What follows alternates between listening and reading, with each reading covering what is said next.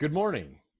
Welcome to another episode of DraxBytes. Today we're going to talk about training and rehearsals. Training. Take workshops.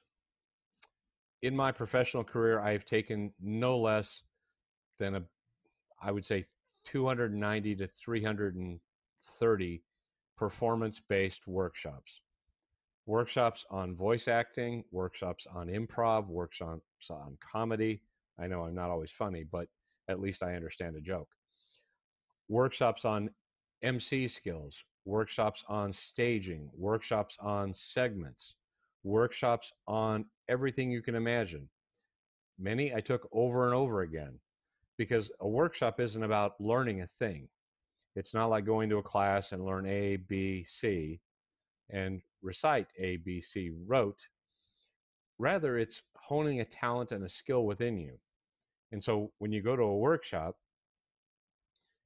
there are things you'll learn, but mostly, hopefully, you'll learn things about you, things that you can do better, things that will make you a better performer.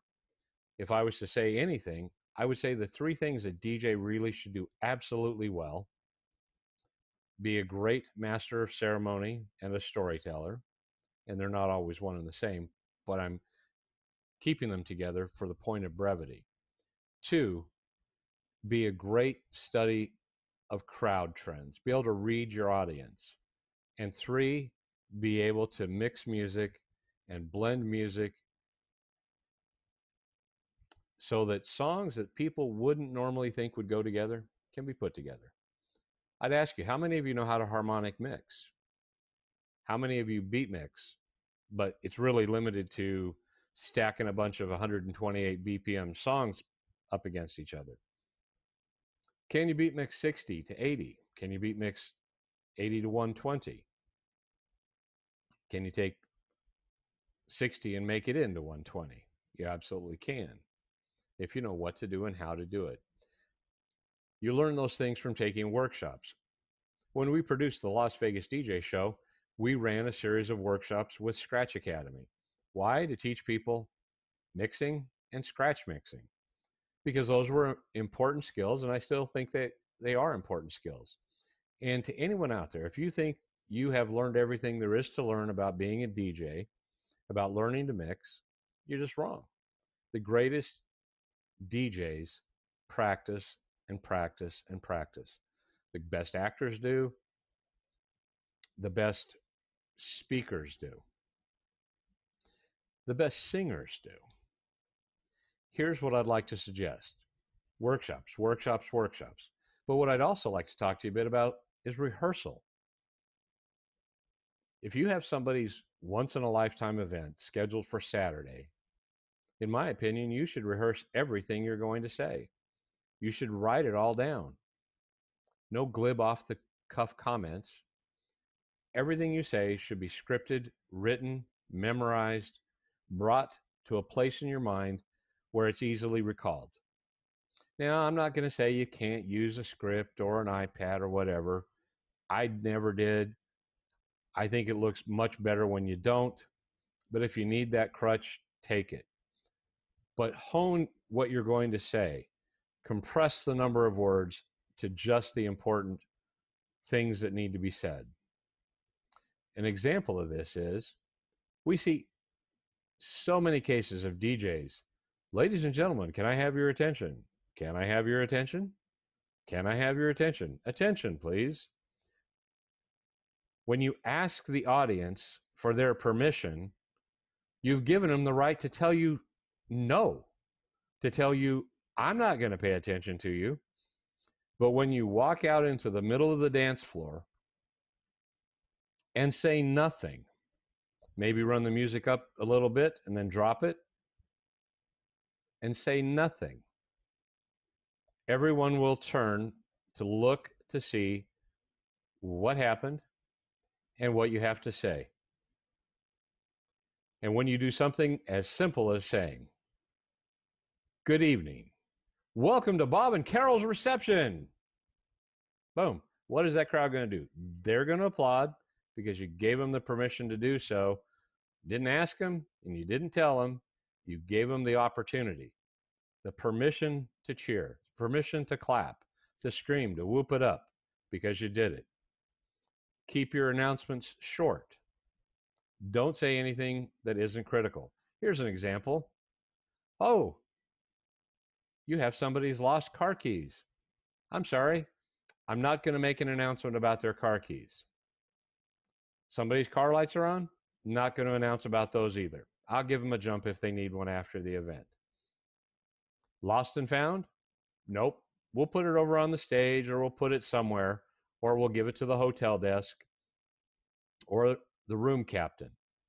But we should never be the lost and found, nor should we be the announcer that says, "Hey, there's a car with license plate 17575. Your lights are on." No.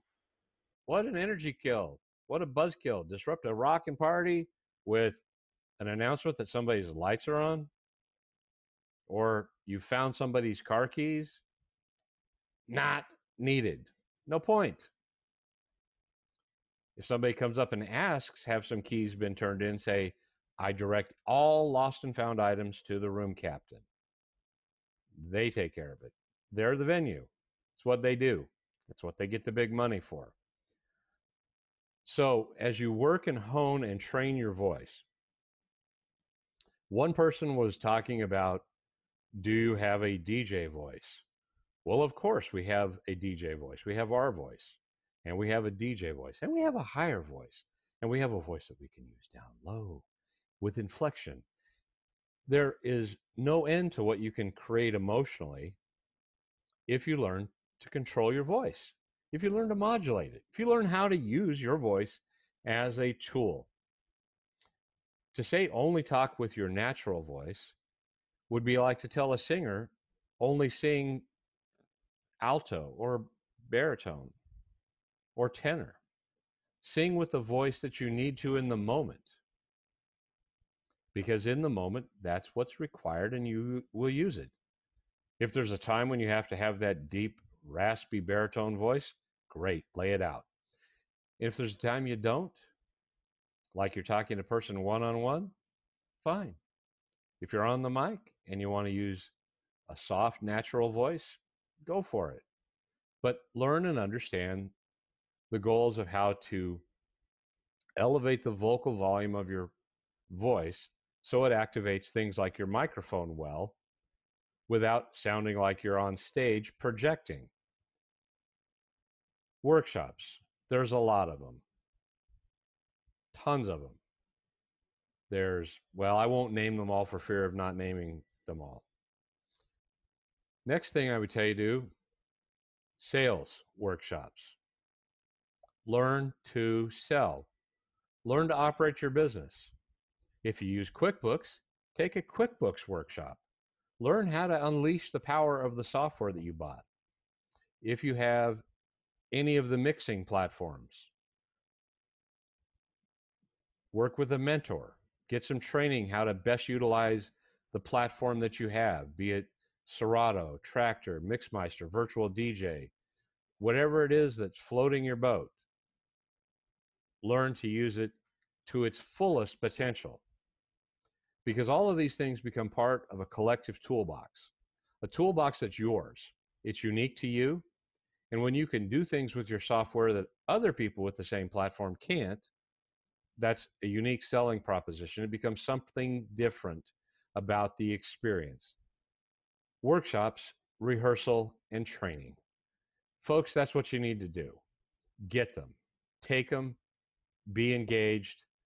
And if there's things you want to talk about, put them down below in the comments and we'll make a show about them. We look forward to being with you again next week. And for all of us here at DraxBytes Central, all me, myself, and I, have a good morning and a great day.